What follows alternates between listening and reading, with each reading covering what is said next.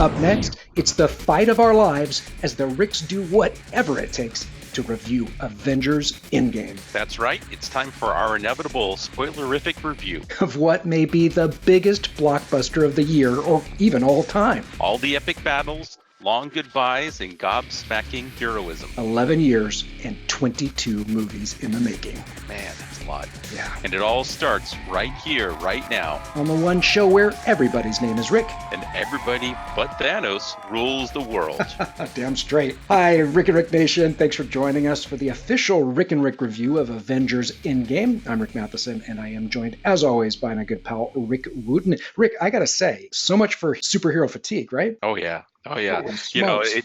I've been looking at the numbers to this. I don't know if you've been tracking, but the projection is that at the end of the day today, they will hit $1.2 billion.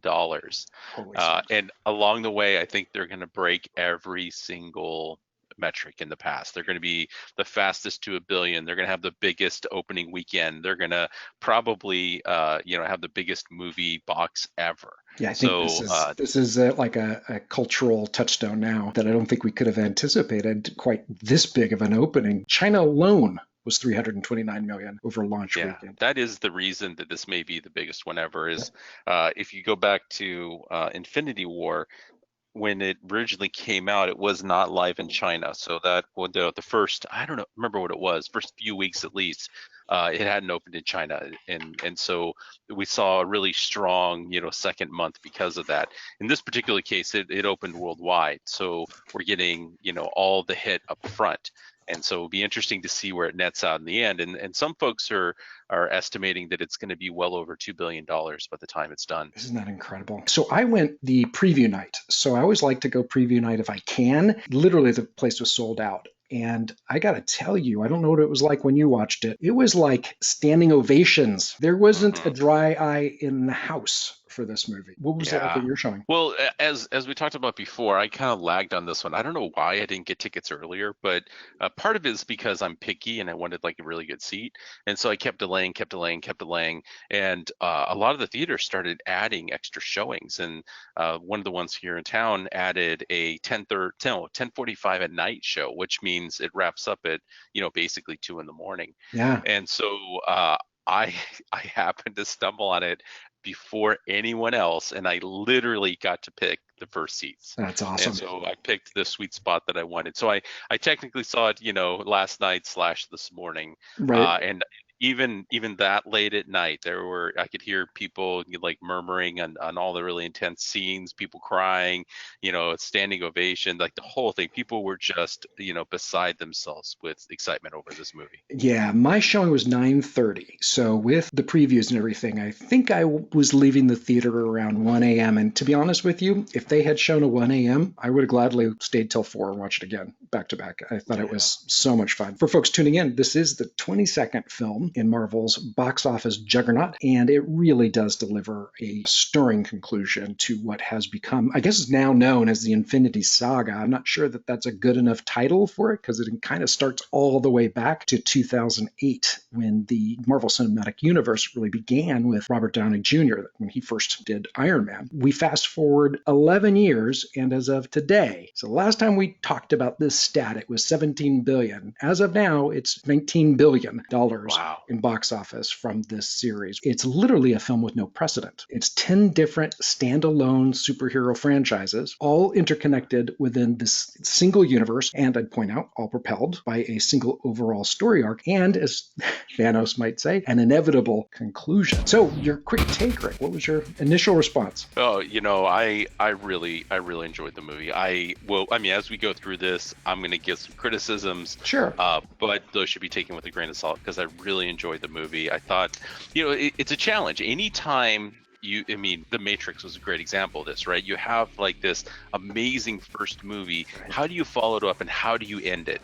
And here we had 22 movies. There's been nothing like this. So the amount of pressure to get this movie right, to close this out and to not be corny, was insane, and I think they did an amazing job doing it. If you think about this movie, if it had been just okay, then it would have colored our perception of all the preceding films. It would have been like, oh yeah, that was fun. Because this paid off in such a satisfying way, now it's legend. It is amazing. And I'll tell you, there's a piece of dialogue that pretty much sums up the objective of the filmmakers, because this was a tall order, and it comes, you're going to remember right away, it comes when Captain America, he's rallying the troops, and he says, you know your teams, you know your missions, no mistakes, no do-overs, look out for each other. This is the fight of our lives. That's what this movie was to the filmmakers who made it. They were either going to nail the dismount here or screw up the whole franchise, and they did nail it. So let's talk about cast and crew real quick. What do you think of the performances? I honestly, I was very impressed overall. Did you catch that Joe Russo had I a was going cameo? to ask you, yes. Joe Russo was the member of a support group for people struggling Yes. with the aftermath of the Great Vanishing.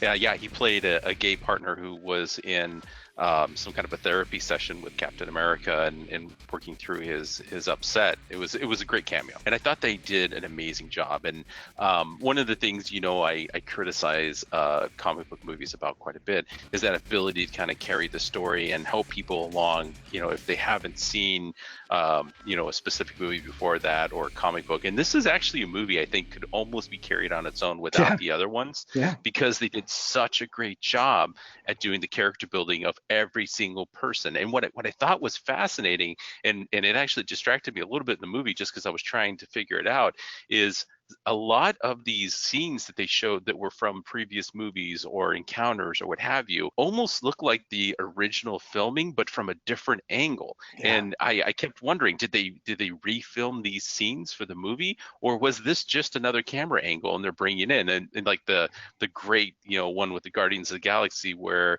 he's dancing through that area and singing a song, and you're seeing it from his perspective, but then they cut to the people watching him and there's no music and nothing else, and it just looks absolutely ridiculous. And I thought they did such a fantastic job at, like you said, spotlighting every single actor and actress and their character and making it make sense, with one exception, and that was Captain Marvel.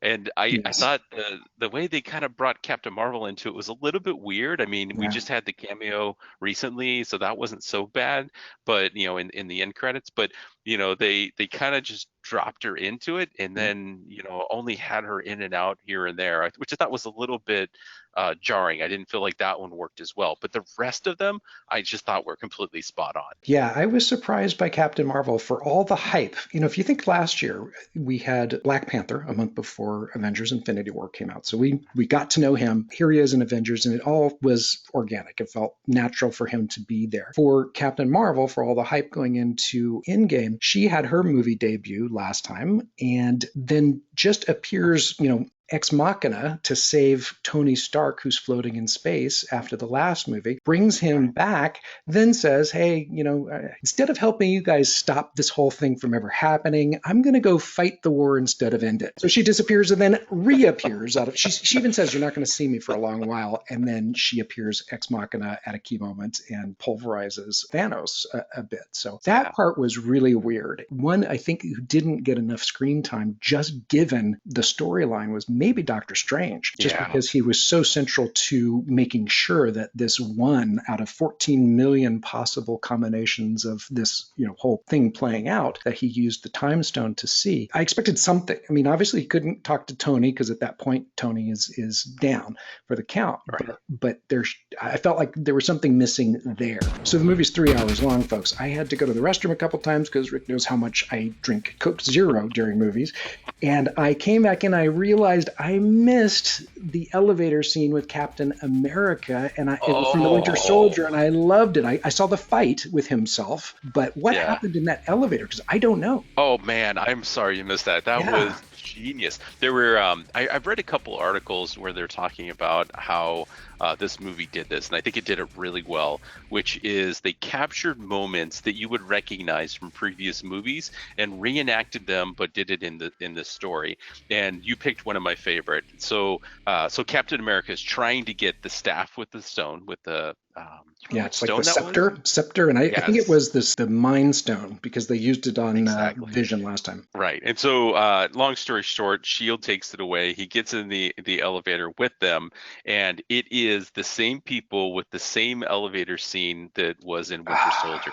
And so if you remember in that movie, he looks around and, it's like, hey, is this going to be easy or hard? And, they get into this amazing fight. It's one of the best fight scenes of that movie. Yeah. And so, here he is in Endgame. Captain America boards it, and they're like, hey, what's going on? He's like, look, I need to take the suitcase, and they're like, well, da da da, and he's all, well, hail Hydra, right? And so he drops it, and that, even that is kind of a throwback to the comics, because there was an evil Captain America that was part of Hydra. Right. But anyways, and so I was totally prepped for the fight scene. I was ready for the fight scene.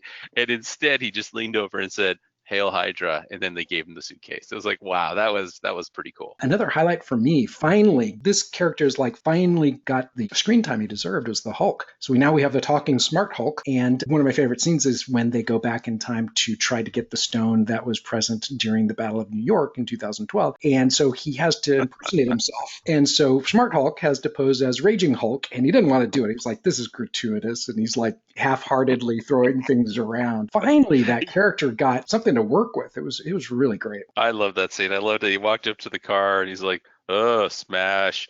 Just kind of bangs on the top of the car for a moment, and then picks up a motorcycle and kind of tosses it aside. It reminds me of every teenager. Yeah. It's just like, hey, go, take out the trash. And, they're moping the whole way there. It was awesome. That was a great scene. I would say, if I were ranking these, Chris Evans, of course, he, to me anyway, personally, most valuable player. Robert Downey Jr. really, Tony Stark is the smarts and the passion of this series. Chris Evans, Steve Rogers, Captain America is its heart and its decency. And he nailed the dismount there. Chris Helmsworth, obviously we've talked about this before, most improved. I think in our review of Infinity War, I think I said it seemed like Chris Helmsworth chopped off his hair and sprouted talent. Well, now he's brought back the locks, but added a beer belly. And the talent just keeps getting stronger. He was great in all of his scenes. Scarlett Johansson, I think, got robbed a little bit. So she's gone to the planet to get the Soul Stone, the place where Thanos had thrown Gamora to her death in order to get that stone. And she's with Hawkeye. In this scene, you only can get the Soul Stone if you give up something that you love. One of them has to die. Only one person is going to be able to make that. I think these were the two exact wrong people to send on this mission. I think that Nebula, she knew what it entailed, and probably could have said, let's talk Captain Marvel into staying, or someone with superpowers, or someone who could fly. I think these are the wrong characters, but they each for different reasons sacrifice themselves, which is in many ways great. It just didn't feel like fully believable or nor satisfying. And my understanding is she's going to be in a Black Widow standalone. I don't know if it's a flashback type thing or if she's gone to a different timeline or something. The rumor on that is it's going to be a prequel. And I agree with you on this scene. I think that that whole section, that whole whatever subplot fell a little bit shy, and I think it's because, believe it or not, there was probably more scenes that got cut because we saw even in the previews, the commercials, that they were showing her practicing with a gun. There was a lot to the depth of how much she was suffering by everybody being gone and how much of the world was on her shoulders. And they really neutered that down to just a very little amount that was actually in the movie. I suspect there's more on the cutting room floor that would have made that make more sense. It seems like Cap is the only person who's like, hey, he's able to help everyone in the optimistic way that he is.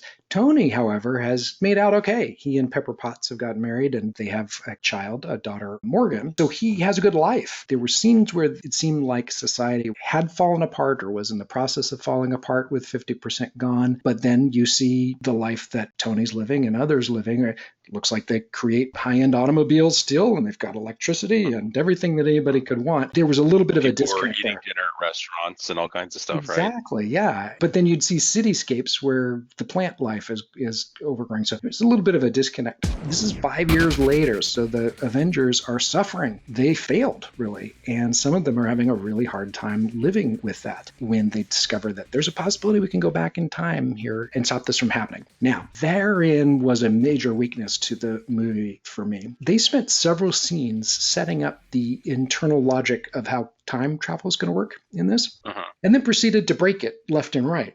And that threw it for me. We even had the visual display of Tilda Swinton. She's the ancient one, literally showing what would happen if they went back in time, if they changed anything. It's not, you can't change anything. You'll be creating a new timeline. Nothing in the movie suggested that new timelines were created. All the changes and Cap deciding to stay back and enjoy his life did not feel genuine to the character. And he knew when he was going back to replace the stones, at the exact moment that they were stolen, which would have been death-defying of itself, he decides to stay and lives his life, a full life. He's at the scene when they come back toward the end of the movie, but he's now an 80, 90-year-old man. It's a very touching scene, but most of the time you think about the stuff afterwards, in real time, I was like, wait a second, they just said that he can't would start a new timeline, and why would he be sitting there looking at the lake? This is probably my biggest issue with the movie, and it's for a few reasons. Number one, it's so cheap. Like how many